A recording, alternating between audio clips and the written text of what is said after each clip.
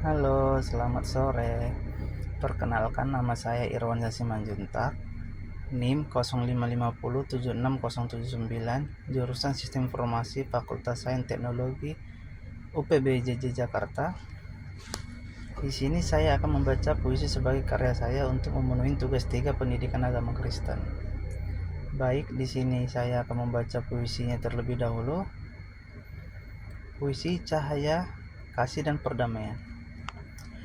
Dalam hening malam bintang bersinar, cahaya kasih harapan yang tak pernah pudar. Di antara gelap suara lembut berbisik, perdamaian datang hati pun bergetar.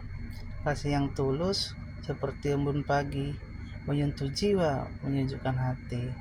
Dalam setiap langkah kita berbagi, membangun dunia penuh harmoni. Seperti hal kitab yang mengajarkan kita, kasihlah sesama, itulah firman-Nya. Dalam setiap tindakan, dalam setiap kata, kita ciptakan kesejahteraan bersama-sama. Dari luka yang dalam kita bangkit berdiri, menyebarkan benih kasih yang di ladang yang sunyi. Dengan tangan terbuka, kita tersembunyi yang lain, mewujudkan damai dalam setiap pertemuan.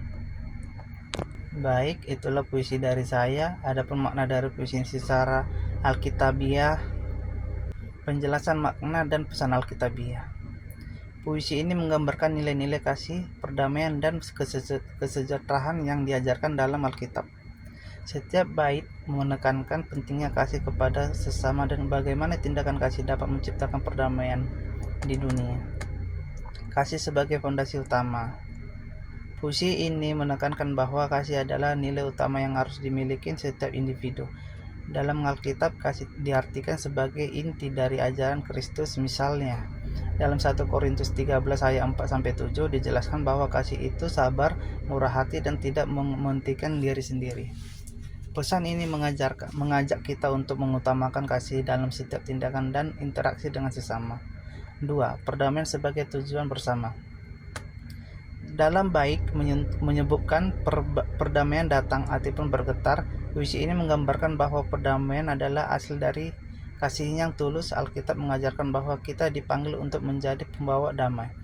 Seperti tertulis dalam Matius 5 ayat 9, berbahagialah orang yang membawa damai, karena mereka akan disebut anak-anak Allah. Ini menunjukkan bahwa perdamaian bukan hanya tujuan tetapi juga identitas ketika sebagai pengikut Kristus. 3. Kesejahteraan melalui tindakan kasih. Puisi ini juga menyoroti pentingnya tindakan kasih dalam menciptakan kesejahteraan.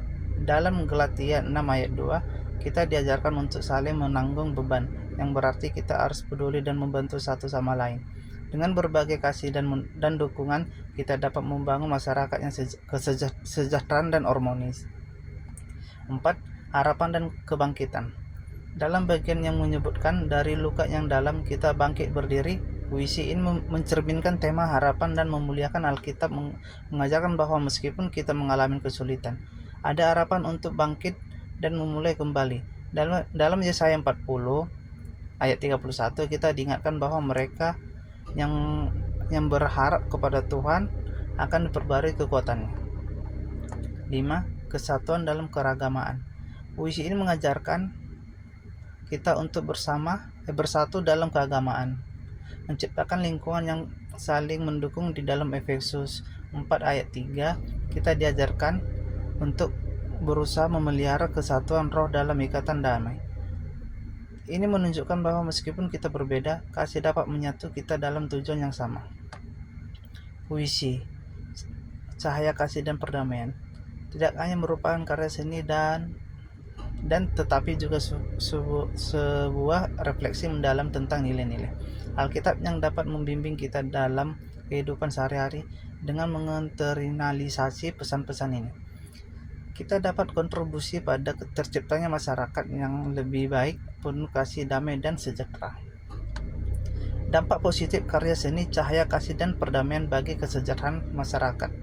1. Mengingatkan kesadaran sosial. Puisi ini mengajak pembaca untuk merenungkan nilai-nilai kasih dan perdamaian. Dengan menjabarkan pesan ini, masyarakat akan lebih sabar akan pentingnya saling menghargai dan pendukungan satu sama lain, yang dapat mengurangi konflik dan meningkatkan kerukunan.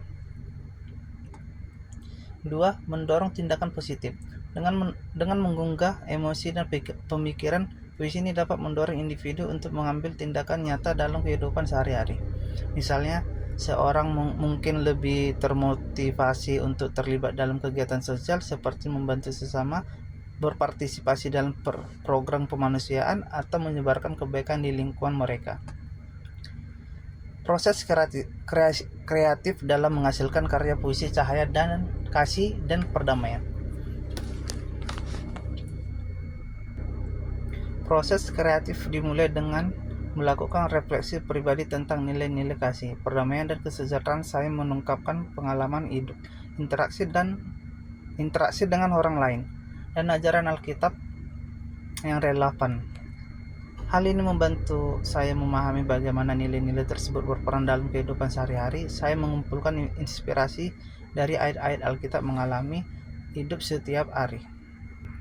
Melalui renungan dan penulisan, saya merangkai kata-kata yang mencerminkan harapan untuk dunia yang lebih baik, hingga akhirnya terbentuklah puisi ini. Sekian tugas praktis saya. Mohon maaf apabila ada kesalahan kata. Sekian dan terima kasih. Tuhan Yesus memberkati. Terima kasih.